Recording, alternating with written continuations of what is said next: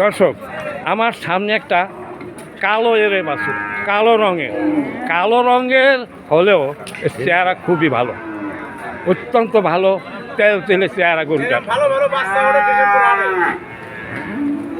দর্শক, এই গরুটার দাম বয়স আপনাদের জানাবো। এই গরুটার মালিক কে? আপনার কি নাম? এই গরুটা মিজানের গরু। মিজান, এটা কোন জাতের গরু তুমি বলতে পারবা?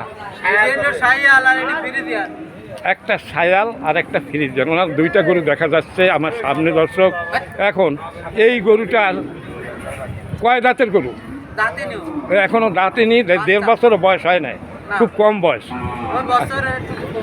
আচ্ছা, কারণ এটা অনেক বড় হয়, বিশাল, আমি দেখেছি অনেক বড় হয়। এটা 18 মণ 20 মণ পর্যন্ত মাংস হয় এর একটা গরুতে, আমি দেখেছি হাটে। হ্যাঁ, আচ্ছা দর্শক, এই রকমের বাছুর, এটা বাছুর অনেক পাওয়া যায় এই হাটে। আজকে দর্শক 8ই আগস্ট আজকের এই গরুর হাট থাকা দেখেন, কারণ আমাদের দেশের পরিস্থিতি একটু খারাপ হওয়ার কারণে লোকজন গরু নিয়ে আজকের হাটে আসে নাই, অল্প কয়েকজন নিয়ে আসছেন এই হাটে গরু। দর্শক, আপনি এই গরুটার দাম কত চাচ্ছেন? এইটার দাম 70 চাচ্ছেন, এই কালো গরুটার দাম 70 চাচ্ছেন। আপনার বিক্রি করার নিয়ত কত ঠিক করে? 60-62 হইলে আপনি এটা বিক্রি করতে পারেন। সঠিকভাবে তথ্য দিন, নাহলে ভিডিওটা কোথাও ছাড়া হবে না। সঠিক তথ্য দিন। দর্শক, এই ছোটটা এটা কত হইলে বিক্রি হবে তাই বলেন? 70-এর নিচে দাম হচ্ছে, কত দাম বলতেছে তাই বলেন? 65 পর্যন্ত দাম উঠছে, কিন্তু আপনার নিয়ত কত হলে বিক্রি করবেন?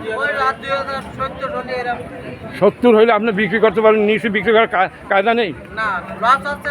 আচ্ছা দর্শক, এর 70-এর নিচে উনি বিক্রি করতে পারে না, কারণ ওনারা তো কিনে বিক্রি করে, কারণ ওনারা তো 2-1000 টাকা লাভ করতে একটা খাদ্য। আজকের যে গরুহাটের যে অবস্থা, লাভ তো দূরের কথা, কাস্টমারই তো আসে নাই।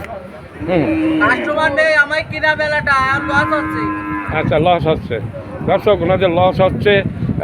আজকের যে পরিস্থিতি, দেশের যে পরিস্থিতি, যারা কেনার মতো লোক যারা, হ্যাঁ আচ্ছা, আমি আর কিছু বললাম না। দর্শক, যারা গরু ছাগল কিনবে তাদের পয়সার জঞ্জনি আছে, তাদের কী অবস্থা আছে আমি বলবো না। আপনাকে ধন্যবাদ, ভালো থাকেন।